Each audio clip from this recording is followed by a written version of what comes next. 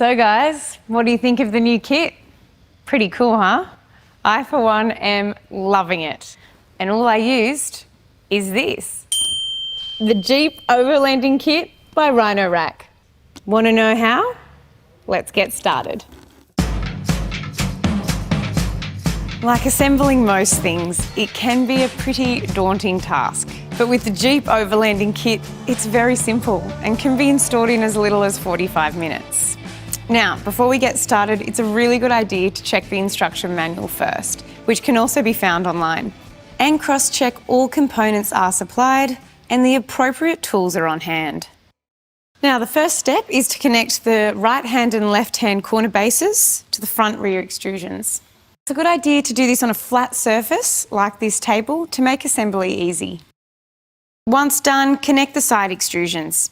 It's important to note there's a specific way the corner covers attach so the holes line up, as you can see here. When in position, add the supplied 25mm hex bolts to each corner, finger tight only. Now that each corner is secure, we can add the planks. With the frame placed down, slide in each plank evenly so they line up with the holes on either side.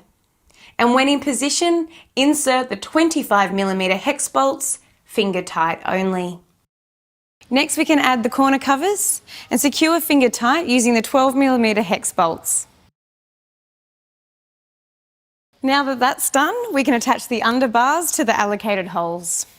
Use again the 25mm hex bolts, 2 on each end and 2 for each plank. Once the bolts are in, we can secure tightly using the torque tool and the socket hex driver. Start at the end of each underbar, tightening till you hear a click, then make your way across each plank.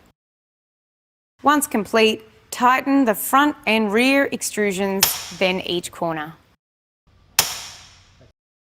Now you can see it's really starting to take shape. Now all we need to do is add the backbone. Simply line up each backbone along the side extrusions. Using the 12mm hex bolt, secure at each end from underneath. Use the torque tool like we did before, however this time loosely assemble. We'll tighten these later on. Next we add the pinch welds to each backbone leg. And then turn the newly constructed Pioneer LT right side up. Now, as you can see, all things are looking pretty good and we're ready to install onto the Jeep. Now, depending on which model of Jeep you have will determine which way to orientate the Pioneer LT to the vehicle. In this instance, we have a Jeep JT Gladiator. Therefore, the backbone leg with the angled fold needs to be front facing.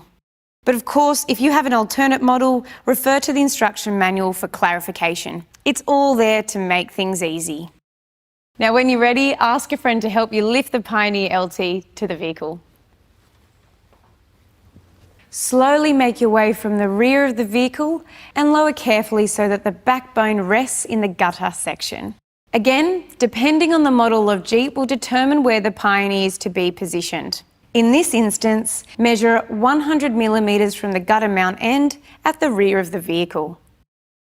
And lastly, add the backbone bolts to the top and then tighten the end bolts as previously installed. When satisfied, attach the backbone strap and clamp to each leg. Use the 25mm hex bolts and secure with the torque tool.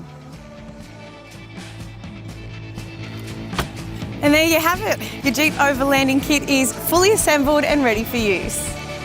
How good is that?